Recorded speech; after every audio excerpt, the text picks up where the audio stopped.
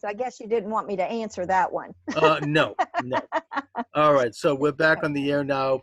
Okay. Debbie DeGroff is here. I apologize for that little interruption earlier. To be honest with you, I am experimenting with how to do a live show. So obviously, I have to find a means to screen calls. And till I do, I'm not going to be taking any. I'll take chats, I suppose, but nothing on the air. So, Debbie, getting back to our conversation, you are the host of What's Inside Children'sbooks.com, and we're talking about we already talked about the phenomena of the so-called progressive educators turning education into a soapbox for socialism by means of using phonics and other things to retard and dement the young minds of our children so they grow up to be useful citizens for the left, collectivists. But now they're introducing images of violence, images of sex, images of shape-shifting, sexuality, and all under the guise that this is somehow progressive. Now, we talked about earlier their argument that somehow you need to do this so that people will accept these things, and thus people who have sexuality issues are protected from violence because that's why they're being attacked. So I think we have to talk about that because that is the argument. How do we respond to that? Well, I guess you have to respond to it and ask yourself, is this necessary? That sounds very good, very good platitude when somebody's just saying it.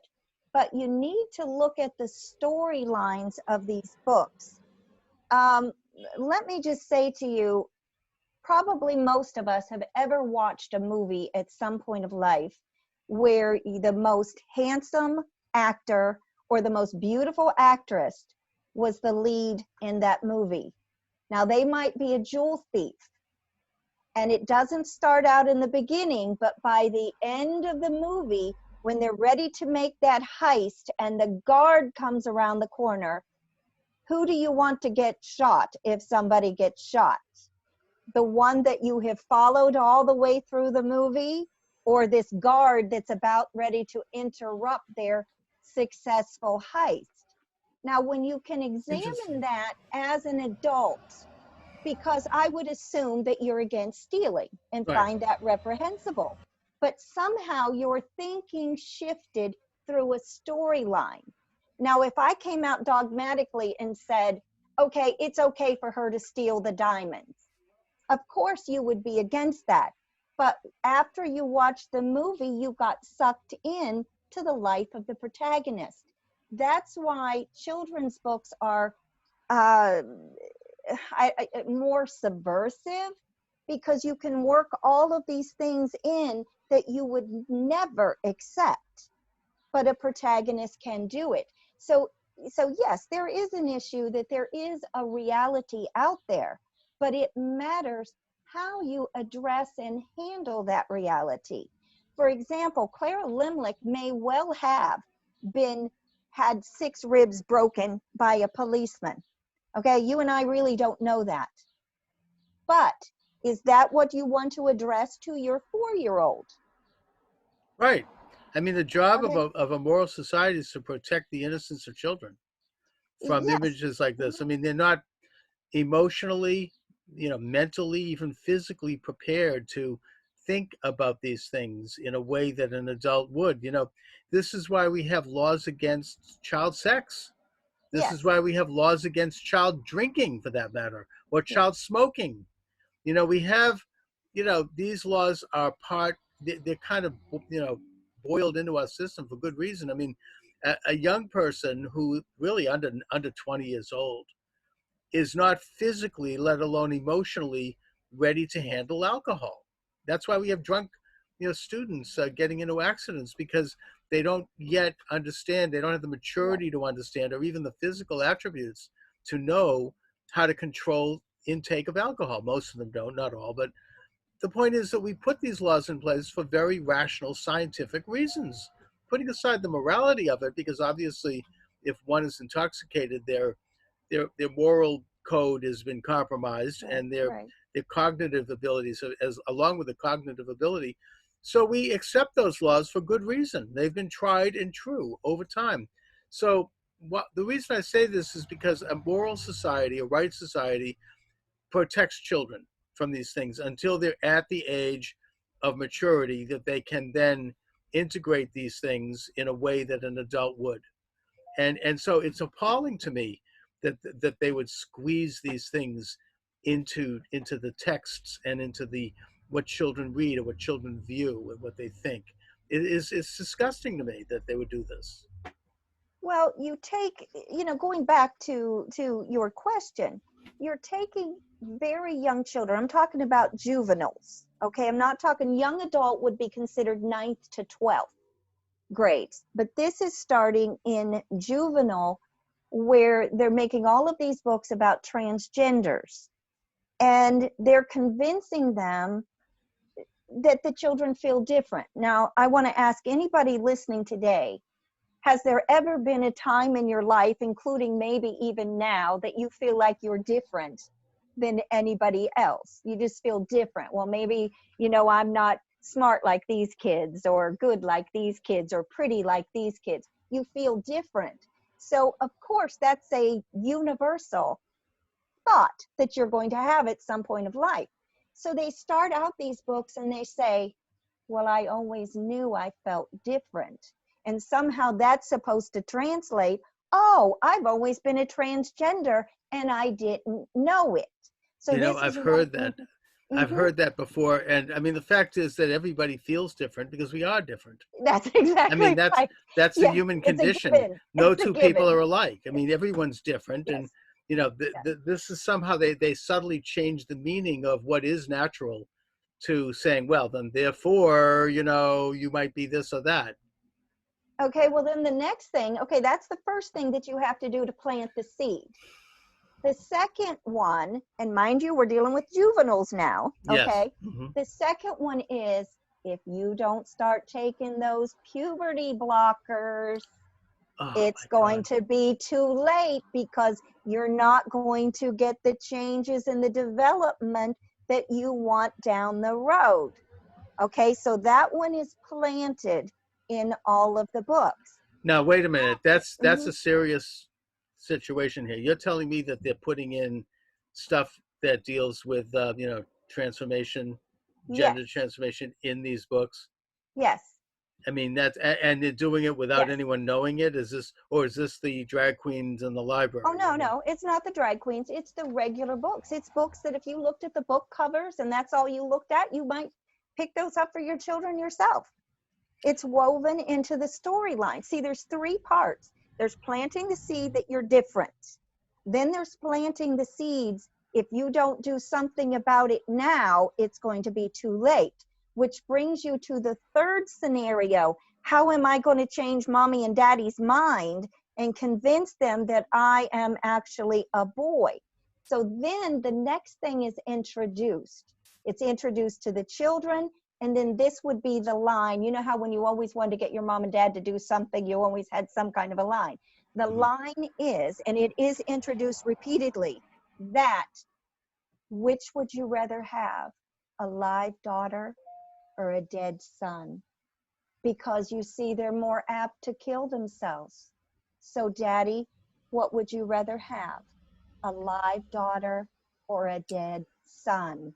Okay? Oh my God, what a nice choice. Uh-huh. It's really, when you say this, I'm Mm. thinking about several people that I know who have been completely taken in by this idea. I mean, Uh-huh. and these are good people too, conservative Yes. people, young Yes. people, Mm-hmm. who are not interested in it themselves, but they're totally for it because they do say this. They say, well, what would you rather have, a suicide or someone who becomes a Mm-hmm. boy?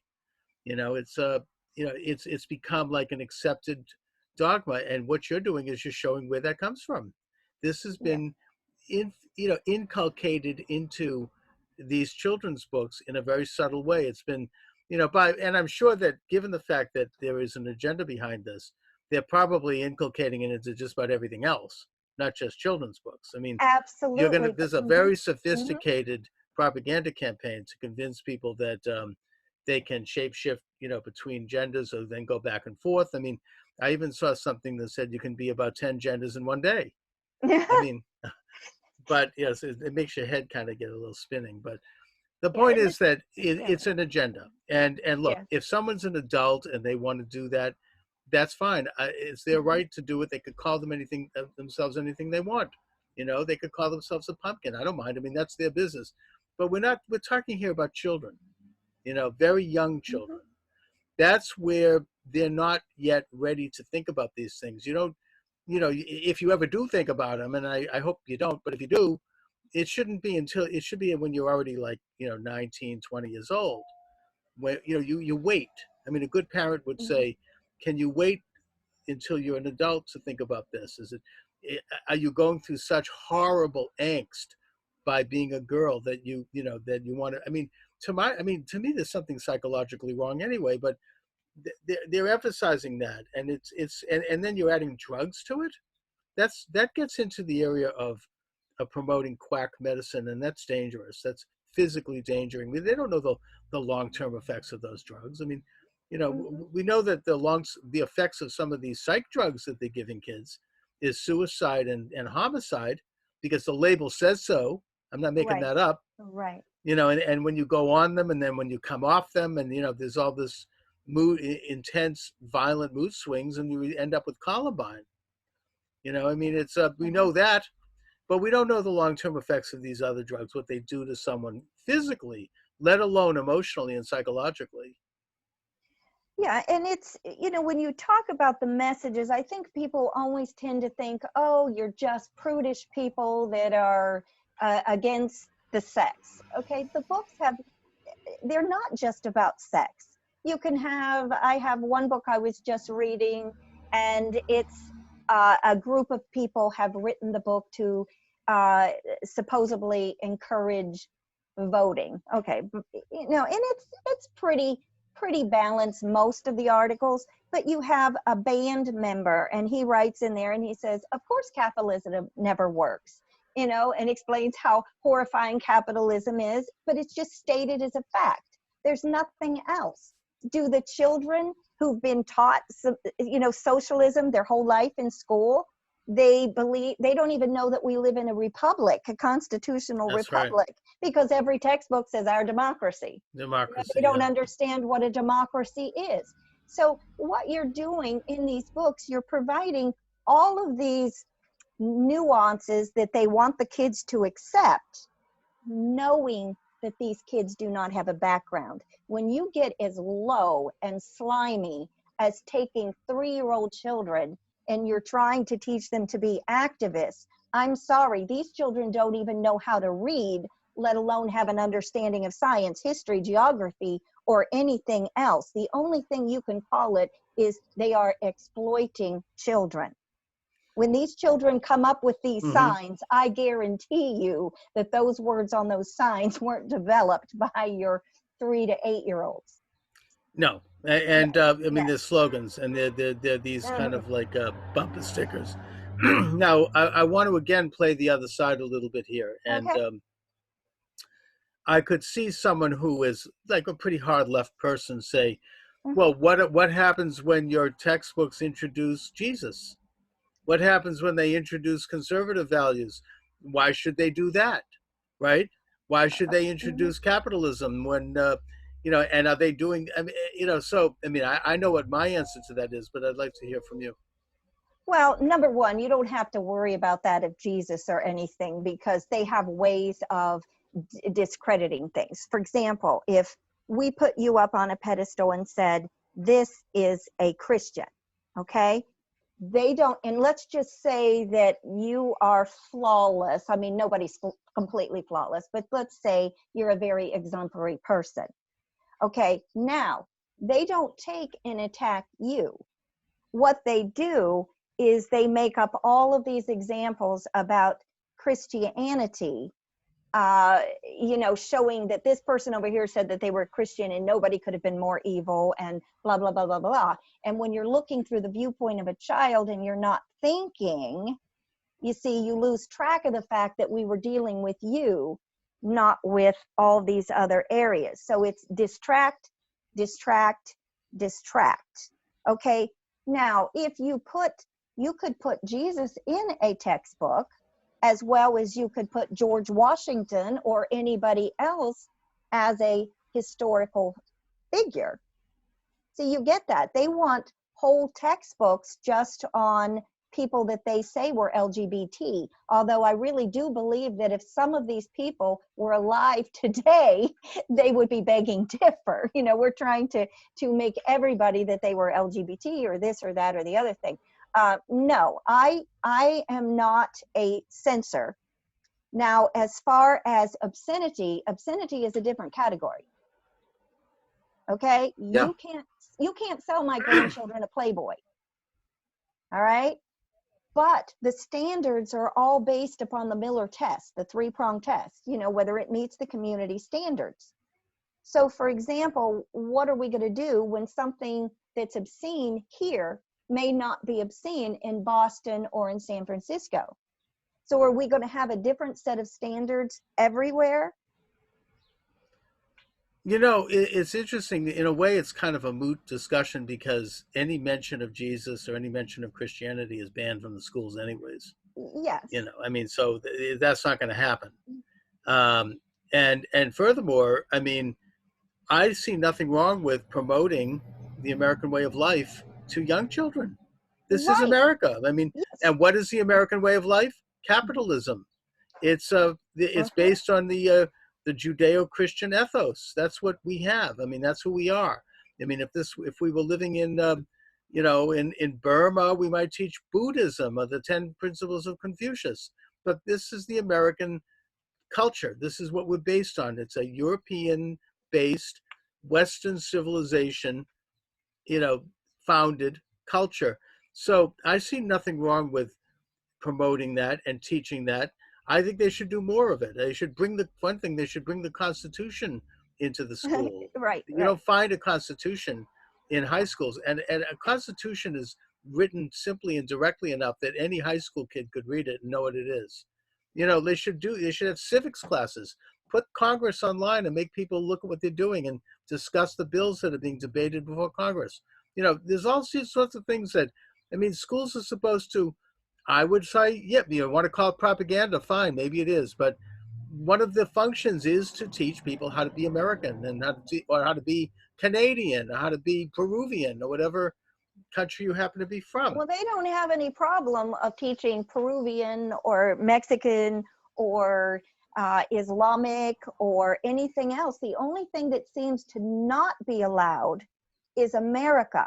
If America is addressed, it is evil. It is only bringing up things to make the children ashamed of their country. If they bring up, you know, when you say that Christianity is not in the schools, that is not true. The children's books are filled with Christianity, but you would be absolutely stupefied. It would be the last religion you would ever want to embrace when you read about Christianity, how it is portrayed in kids' books. And what I want parents to realize is it's line upon line, precept upon precept. So if I'm introducing something when your child is 3 years old, and then I keep reinforcing it when they're 4, 5, 6, 7, 8, 9, 10, we have to remember these children grow up. These children have already grown up that have had these ideas planted in their head, and they might well be your community leaders today. And the last thing I want to say on that is I believe with all my heart that whatever the subversive message is that they're trying to indoctrinate the children with starts in children's books before it hits your video games, your TV shows, and your movies. Oh yeah, no, I mean, I think you make this case, Debbie, and I think your website is one that I urge people to check out and become aware of. This is a chance to really understand an issue that I actually was not as aware of until talking to you. And you know, I'm kind of up on education, but to my way of thinking, the extent of this is really um, not, well. It's not shocking. I'm not actually surprised, but it's enlightening. And what can we do, Debbie? I mean, as parents, what can we do as citizens? Um, number one, my last article about a worldview, I put a table with 45 books for 3 to 8-year-olds. Some are earlier than that, but no later than 8 years old. There is a link to YouTube where those books are actually read. Some of them are less than 2 minutes. So I encourage parents to be able to see for themselves. They don't have to take my word or your word for it. Look for yourself. Once you realize what is in children's books, you're going to get it out of your head that these books are somewhat harmless or neutral, and start making decisions for your children just like you do on their brand of vitamins. You know, you might not like this kind of vitamin and this other person might love this vitamin. That's your choice. You are a parent. Be one. Very, very good. You know, I mean, this is a whole off the field subject, but, and I'm not saying it's true, but I've heard that there have been some things even embedded into some of the Disney products. Oh, yes. Going way back too, to the Yes. 1930s. But that's a Yes. whole different topic for another day. Mhm. And I'd like to do that one, although I might get in trouble with the censors at YouTube for that. But Yeah. so we'll leave that one right where it is. Debbie, listen, it's been a really interesting conversation. I hope to have you back regularly as things develop and as we start to really build this topic. I'll do a better job of screening my calls, that's for sure. Thank you. Debbie, let my listeners and viewers know then where they can get in touch with your work and find out more about you and your work. It is on what'sinsidechildrensbooks.com, WHATSINSIDECHILDRENS books. And this is my book, and that is the website. Very good. I'll post it up on the site as well. Debbie DeGroff, I want to thank you for joining me. It's been a pleasure. It's been really interesting, that's for sure. Thank you so much for having me. You All have right, a great day. You too. I'll talk to you soon.